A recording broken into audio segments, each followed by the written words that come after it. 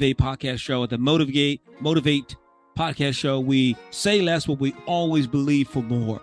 I want to talk a little bit about a principle, and that principle today. That principle is being stuck on one thing, having a tunnel vision, being tunnel minded to the extent that it's a detriment to your growth and your success. In other words, you focus on one area, one thing, and you're so attached to that one area, that one thing, that you miss the value, you miss the opportunity for the expansion, the growth, the level of success that you can actually be on. Not too long ago, I read an article on the failure of Blockbuster Video. How many remember Blockbuster Video? Blockbuster Video in the late 1990s, early 2000s was the 800-pound gorilla as it relates to the video rental business. And so somewhere around 1996, it was a form of a company called Netflix. How many remember Netflix? And Netflix was a new startup company formed somewhere around 1996, 1997. And as you recall, Netflix had the red box. Remember the red box? You can go outside of your favorite store, Walmart or CVS, and they had the red box.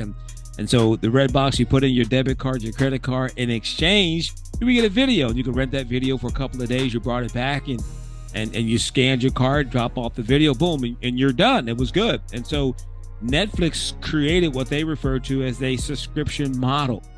So somewhere around 1998, Netflix, then being about 2 or 3 years young, approached the 800-pound gorilla, Blockbuster Video, shared with Blockbuster Video Netflix idea for the subscription model.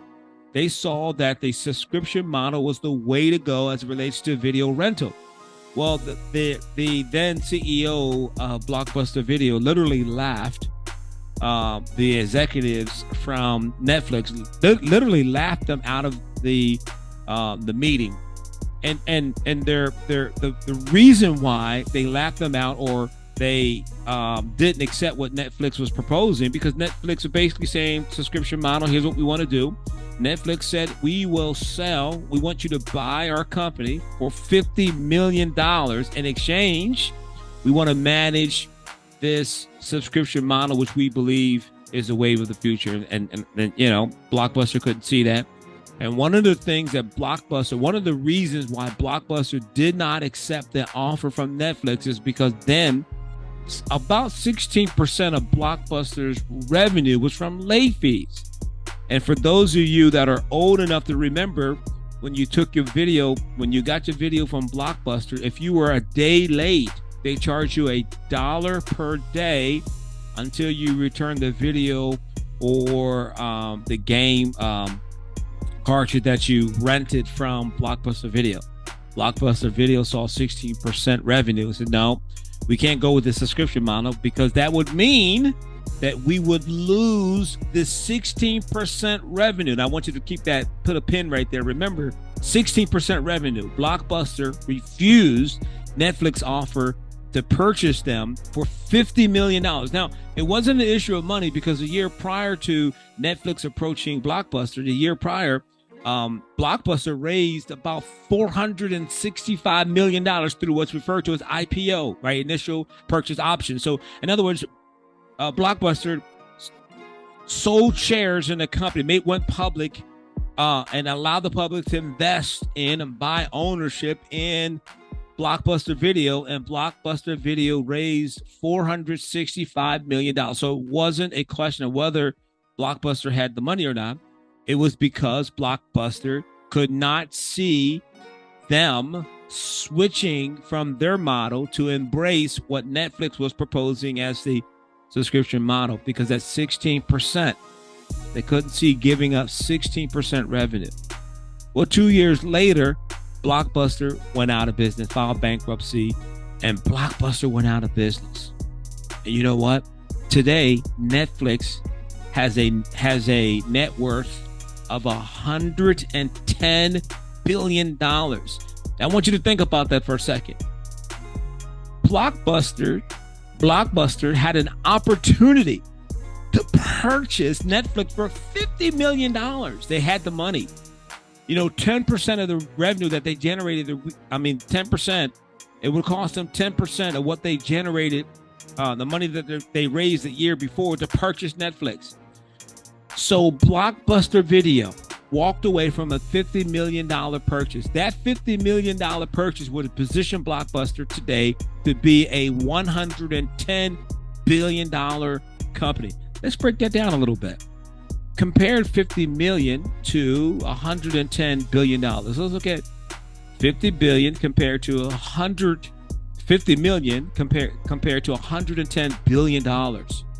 So 10% of $110 billion is how much? Simple math. 10% of $110 billion is, well, how much is that, class? 1.1 billion. So 5% of $110 billion, how much is that, class? Right? This half of $1.1 billion. Let's call it 600 million, right? Let's call it roughly $600 million, right? So less than 1%, because 1% of $600 million is how much?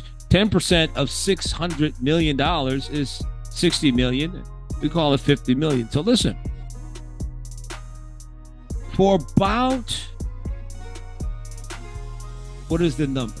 For roughly 1%, maybe less than 1% of 110 billion. I keep saying, I want you to see that $110 billion, 10% of $110 billion, 1.1 billion, 5% is about 600 million, right?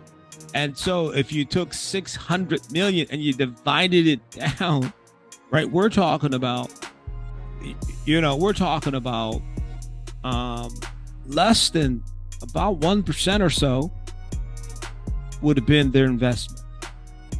A few percent would have been Blockbuster's investment to purchase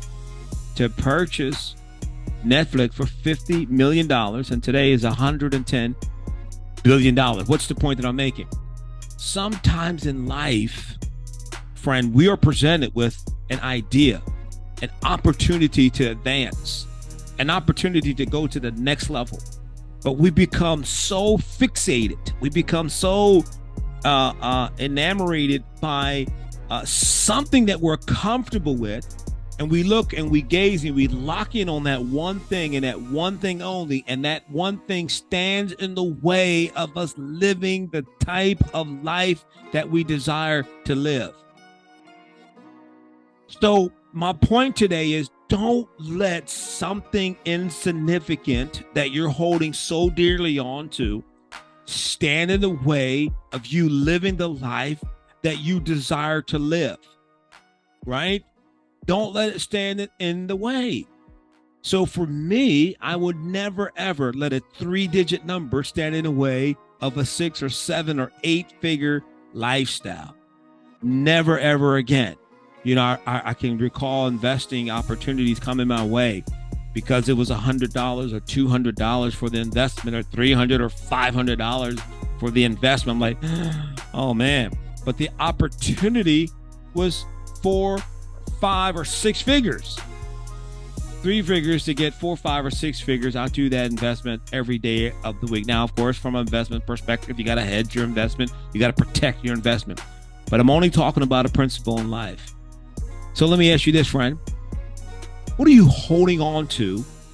What are you holding on to that's preventing you from enjoying and experiencing the kind of success that you want in your life, the kind of success that you want to have in your relationships, in your business, in your family, etc.? For me, don't let 3 digits stand in the way of a 4, 5, 6, 7, or 8-figure lifestyle. What are you holding on to? See, when you and I determine what it is that we want to be, what it is that we want to accomplish, when we determine that, it automatically requires us to let go of something. I have to walk away from a mindset. We have to walk away from a belief system. We got to walk away from maybe a relationship. I don't know. Don't be like Blockbuster and let an insignificant number stand in the way of, I'm talking about super success in life.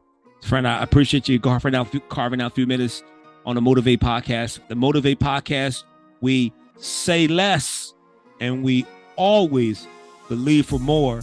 Let's go.